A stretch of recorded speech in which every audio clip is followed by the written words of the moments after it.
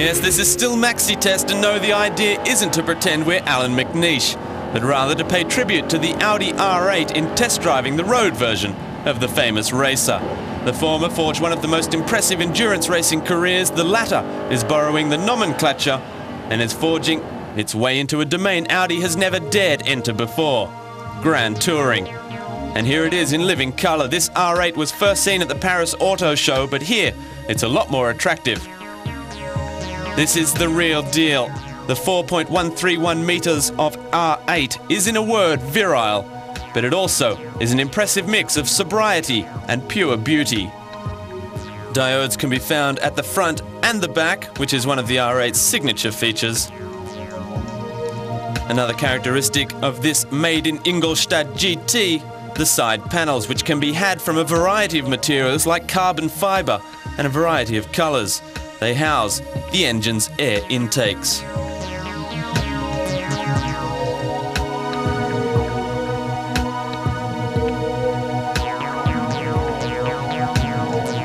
Another of its styling points is the design of the intakes.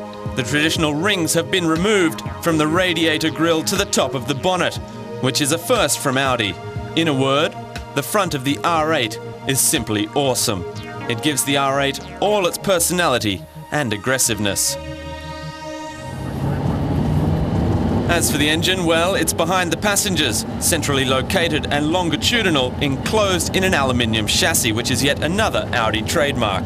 Doted with direct injection, this 4.2-litre V8 produces 420 bhp from 7,800 RPM, with 430 Newton-meters of torque from 5,500 revs. The machine red lines at 8,250 revs. The power, which can be felt through the driver's spine, is wonderful. This V8 is coupled with a manual gearbox with a sequential 6-speed.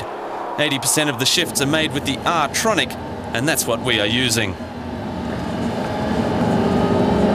Shifts can be made with either a gear lever or shifter pedals. What is curious is that while we would never pretend to be a true racing car driver, why do you push forward to go up a gear and pull back to go down?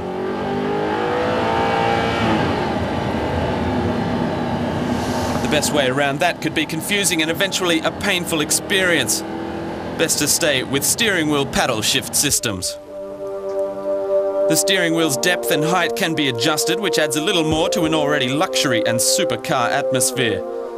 As is always the case at Audi, the finish quality cannot be called into question. There's absolutely nothing missing at the driver post. Worth noting is the presence of aluminium pedals, but they must be joking because they don't come standard. And to make things worse, you have to pay extra for the 6 CD charger, GPS and 19-inch wheels. Not very sporting of our German friends. But to drive an R8 is pure driving pleasure, at ease everywhere, even on these tight and twisty secondary roads. The front axle is spot on and the car handles beautifully, thanks in large part to the 44-55% distribution, but also the low centre of gravity and the pinpoint accuracy of the steering. Thanks also to the Quattro system, which is discreet but does the job, and it adds tremendously to the confidence you quickly acquire at the wheel of this R8. Comfortable as it should be, firm when it needs to be, the suspension offers near perfect compromise. The brakes are up to the task and just as good as Porsche's, which for us have always been the benchmark.